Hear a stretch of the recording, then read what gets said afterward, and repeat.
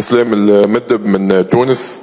في البداية سيد وليد الركراكي أريد أن أقدم اعتذاري لأني شككت في أحد الندوات السابقة في قدرة المنتخب المغربي وعلى رفع كأس العالم. أثبتتم اليوم بوصولكم لنصف النهائي أنك على حق وأن الحلم مشروع. سؤالي هو هل تعتبر هذا الجيل للمنتخب المغربي هو الأفضل في تاريخ الكرة المغربية، الكرة الإفريقية والكرة العربية؟ شكرا. Non, vous n'avez pas à vous excuser.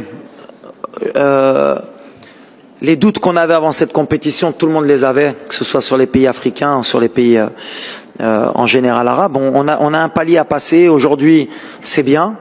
Mais comme j'ai dit, on n'a rien fait. Il faut encore, justement, il faut bâtir sur ça. Aujourd'hui, on a juste prouvé que c'était possible.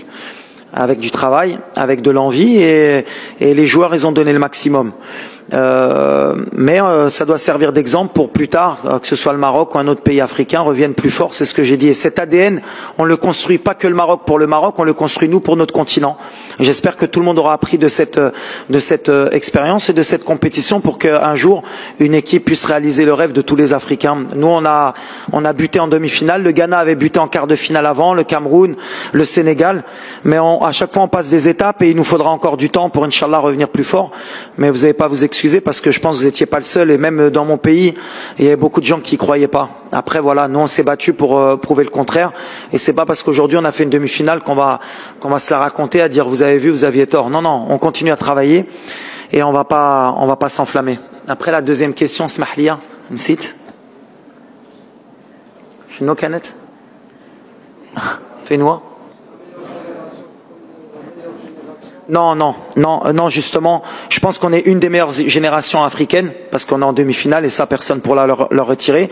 Mais dans le vestiaire, j'ai dit à mes joueurs, si vous voulez rentrer dans l'histoire, il faut gagner une Coupe d'Afrique. Il faut gagner une Coupe d'Afrique. Si on gagne une Coupe d'Afrique, on sera la meilleure équipe de l'histoire africaine, jusqu'à ce qu'une autre équipe gagne la Coupe du Monde.